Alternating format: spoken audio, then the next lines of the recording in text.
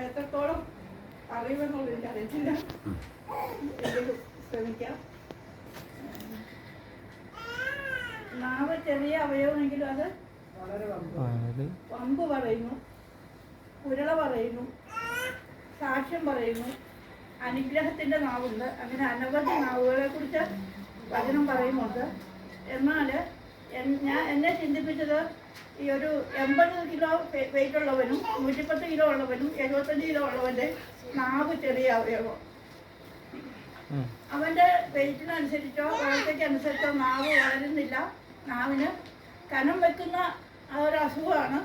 പക്ഷെ എങ്കിലും ആ നാവ് കൊണ്ടാണ് ഈ നമ്മുടെ നാവിനെ തൂക്കി നോക്കിയാൽ ഒരു 100-150 ഗ്രാമേ കാണുള്ളൂ. 110 കിലോ വെയിറ്റ് ഉള്ളവൻ്റെ നാവിനും അതേ തൂക്കമുള്ളൂ. നാവ് വളരുന്നില്ല.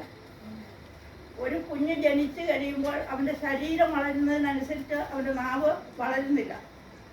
അതുകൊണ്ട് ആ ചെറിയ നാവിനെ തമ്പുരാൻ ആക്കി വെച്ചിരിക്കുന്നത് 32 പല്ലുകൾക്കുള്ളിൽ വളരെ സുരക്ഷിതമായിട്ടാണ്. ആ നാവ് കൊണ്ടാണ് നമ്മൾ കാട്ടുതീ കത്തിക്കുന്നതും നമ്മുടെ സഭയെ തകർക്കുന്നത്, വ്യക്തി ജീവിതങ്ങളെ തകർക്കുന്നതും വേദനിപ്പിക്കുന്നതും നോവിക്കുന്നതും ഒക്കെ ഈ നാവ് കൊണ്ടാണ്. നമ്മൾ മിണ്ടാതിരുന്നാൽ നമ്മുടെ നാവിൽ നിന്ന് വീഴുന്ന ഒരു വാക്ക് പോലും ആർക്കും വേദന ഉണ്ടാകത്തില്ല. നമ്മൾ വൃക്ഷത്തെ ഫലം കൊണ്ട് അറിയുന്നു എന്ന് പറയുന്നത് പോലെ നമ്മുടെ വായിൽ നിന്നും വാക്കുകളാണ് നമ്മുടെ സ്വഭാവത്തെ അല്ലെങ്കിൽ വ്യക്തിത്വത്തെ ഒക്കെ പുറമെ നിൽക്കുന്നവർ അറിയുന്നത്. എന്നാൽ ഇവിടെ നമ്മുടെ വചനത്തിൽ വേദപുസ്തകത്തിൽ അനേക വ്യക്തികളെ കുറിച്ച് പറയുന്നുണ്ട്. അതിൽ നാവ് കൊണ്ട് പാപം ചെയ്യാതിരിക്കാൻ നാവിനെ കടിഞ്ഞാണിട്ട് സൂക്ഷിക്കണമെന്ന് പറയുന്നു. അപ്പോൾ നാവിനെ കടിഞ്ഞാണിട്ട് സൂക്ഷിച്ചില്ല എങ്കിൽ ഹവ്വ വെല്ലുമ്മച്ചിക്ക് പറ്റിയതുപോലെ ഹവ്വ പാമ്പ് വെല്ലുമ്മച്ചോട് ചോദ്യം ചോദിച്ചു. പുള്ളിക്കാരി മറുപടി പറഞ്ഞത് തിന്നരുത് എന്ന്. ദൈവം പറഞ്ഞിട്ടുണ്ട്, തോട്ടത്തിൻ്റെ നടുവിൽ നിൽക്കുന്ന വൃക്ഷത്തിൻ്റെ ഫലം തിന്നരുത്. ഹവ്വ കൂട്ടിച്ചേർത്ത് തൊടുകയും വരുന്നത്. അവിടെ വാക്കുകളുടെ പെരുപ്പം മൂലം പാപം സംഭവിച്ചു. ആ ഹവ്വായുടെ വായിൽ കിടന്ന നാവ് ചെറുതായിരുന്നെങ്കിലും അതുകൊണ്ട് പറഞ്ഞു വന്ന് ആ പാപം അവർ മനുഷ്യന് കടന്നു കയറുവാൻ എണ്ണച്ച് വെട്ടിക്കൊടുത്തത് ഹവ്വായാണ്. അല്ലേ? നമ്മൾ ചിന്തിച്ചു കഴിഞ്ഞാൽ നാഷണൽ ഹൈവേ വെട്ടിക്കൊടുത്ത് ഒരു തടസ്സമില്ല. നാവുകൊണ്ട് എന്തും പറയാം, ആരോടും എന്തും പറയാം. ശബരിയാക്കാരി സ്ത്രീ വമ്പ് പറഞ്ഞു, അല്ലേ? അഖിലാണ്ടത്തിൻ്റെ ഉടയവനായ യേശു നട്ടിട്ട നേരത്ത് വെള്ളത്തിനായി കിണറിൻ്റെ അരികെ വന്നിരിക്കുമ്പോൾ ഈ ശമരിയാക്കാരി വെള്ളം കോരുവാനായിട്ട് വരുന്നു. അവിടെ വെച്ച് യേശുവോട് വെള്ളം ചോദിച്ചു. അവൾ പറഞ്ഞു, ഞാൻ ശമരിയാക്കാരി, യേശു യഹൂദനാ, അപ്പോൾ തമ്മിൽ വെള്ളം കൊടുക്കാൻ കഴിയുകയില്ല.